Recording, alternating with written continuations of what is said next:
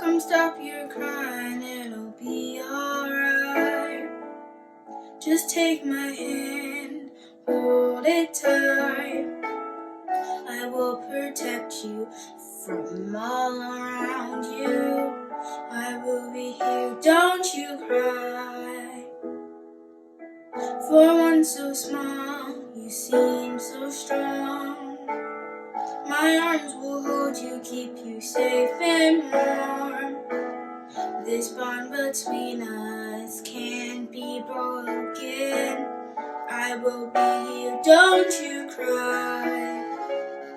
'Cause you'll be in my heart. Yes, you'll be in my heart. From this day on, now and forevermore.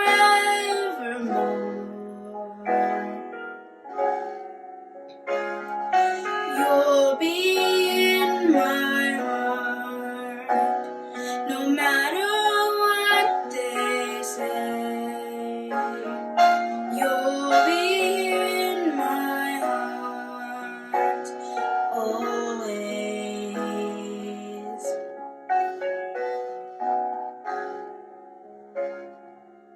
Why can't they understand the way we feel?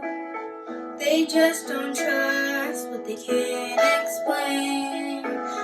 I know we're different, but deep inside us, we're not that different at all. And you'll be in my heart. Yes, you'll be in my heart. From this day on, now and forevermore.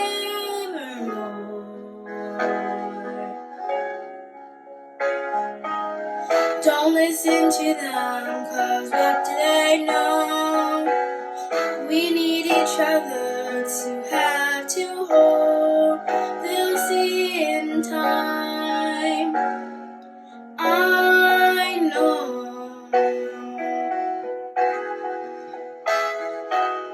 When destiny calls you, you must be strong.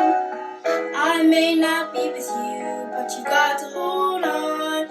They'll see in time, I know. We'll show them together, 'cause you'll be in my heart. Yes, you'll be in my heart. I'll be there from this day on, now and forevermore. Oh, you'll be in my heart, no matter what they say. You'll be here in my heart, always.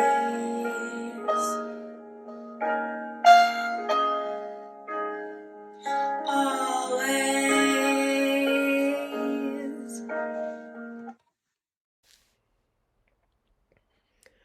A reading from the first and second chapter of 1 Samuel from the Message Bible. So Hannah ate. Then she pulled herself together, slipped away quietly, and entered the sanctuary. The priest Eli was on duty at the entrance to God's temple in the customary seat. Crushed in soul, Hannah prayed to God and cried inconsolably. Then she made a vow. O God of the angel armies, if you'll take a good hard look at my pain, if you'll quit neglecting me and go into action for me by giving me a son, I'll give him completely, unreservedly to you. I'll set him apart for a life of holy discipline. Up before dawn, they worshipped God and returned home to Ramah. Elkanah slept with Hannah, his wife, and God began making the necessary arrangements in response to what she had asked. Before the year was out, Hannah had conceived and given birth to a son. She named him Samuel, explaining, "I asked God for him." Hannah then prayed, "I'm bursting with God news. I'm walking on air. I'm laughing at my rivals. I'm dancing my salvation. Nothing and no one is holy like God, no rock mountain like our God.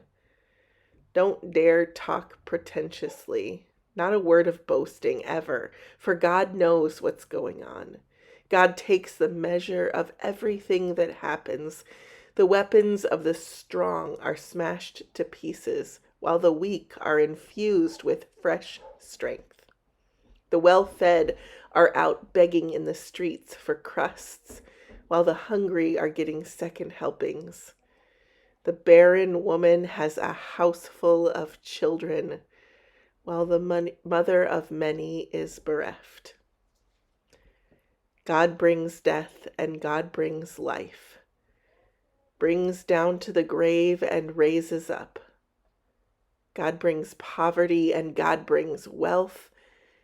God lowers, God also lifts up. God puts poor people on their feet again.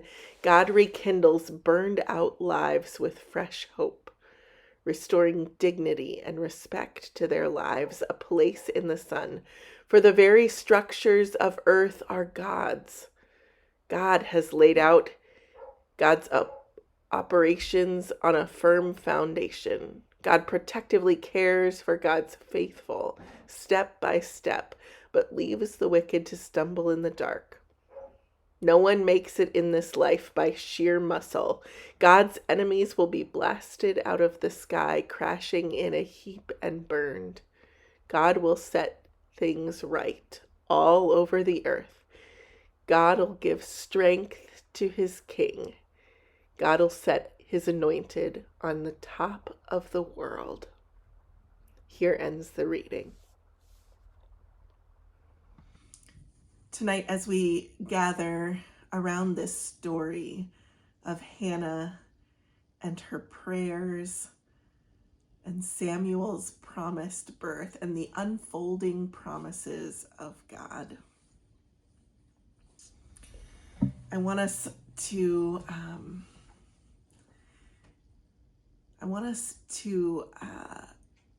hear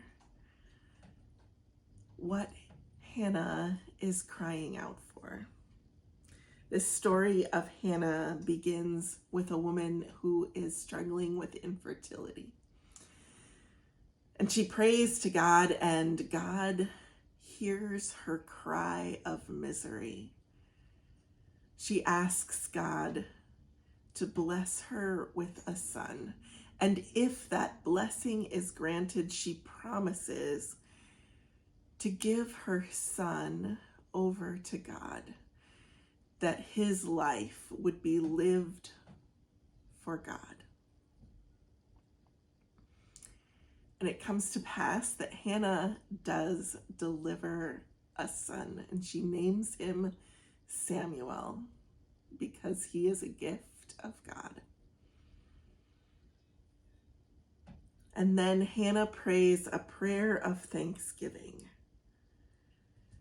And this prayer is not just a prayer of thanksgiving for herself, for her own gratefulness, but is a prayer of thanksgiving not just for her, but the whole community.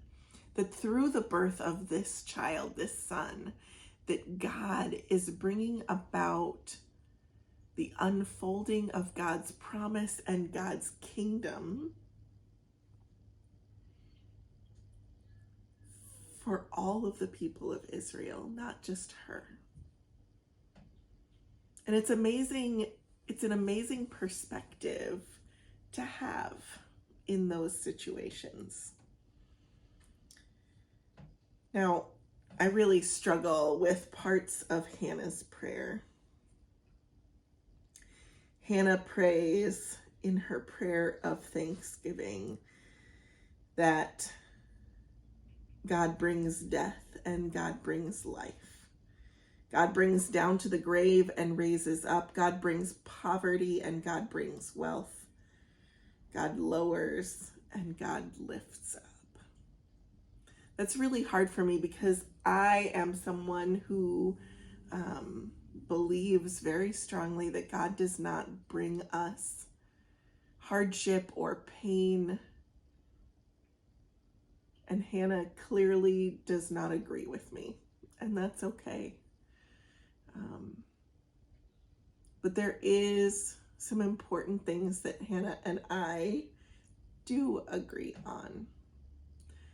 That even in the midst of Hannah's suffering and pain, she knew that God was surely with her. And she knew that God would hear her prayer. And she knew that when God answered her prayer, that God would bring about good things, even from the suffering and the pain of what had come before. I know that to be true from my experience as well.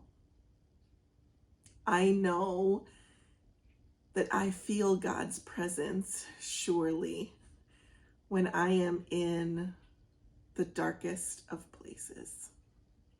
I know that God is with us, and I know that God promises to bring all things together for good for those who love God. That even through the suffering and the pain and the difficulty, that God can somehow out of that bring salvation, bring health and healing and wholeness, not just for me, but for the world, for all of God's people. The best example I have of this paradox is the cross of Jesus. The cross was meant to be an instrument of torture and humiliation and execution and violence. And God used that very symbol, that very act of suffering and pain to bring about life and salvation. Not just for Jesus, but through Jesus, all people who believe. What a tool to use. What a paradox. What a thing to believe in. To lift up the cross as the symbol of our faith and our hope. It's an amazing thing to do. My prayer for you all this week, as we sit with this story of Hannah, is that you feel that God's presence is with you no matter what you are going through.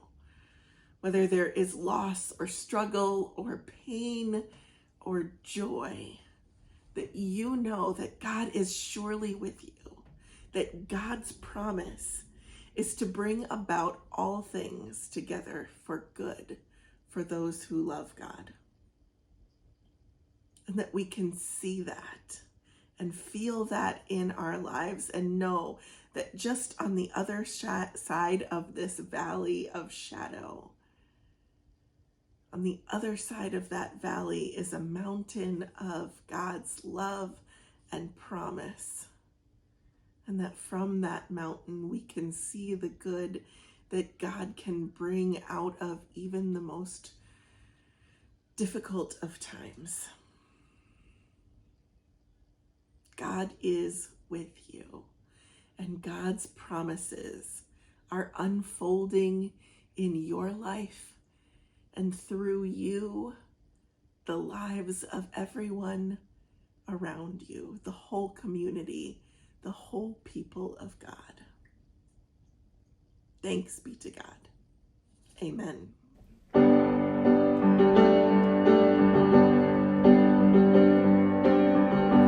Everybody falls sometimes.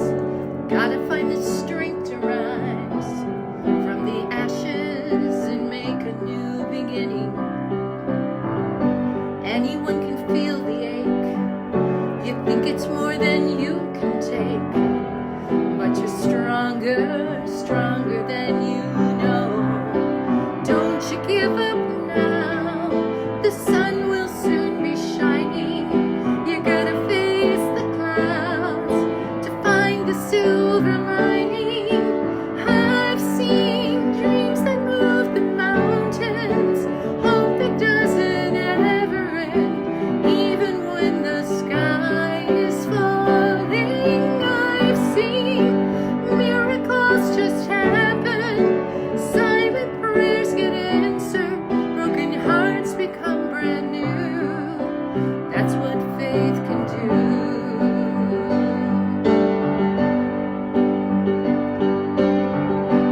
Doesn't matter what you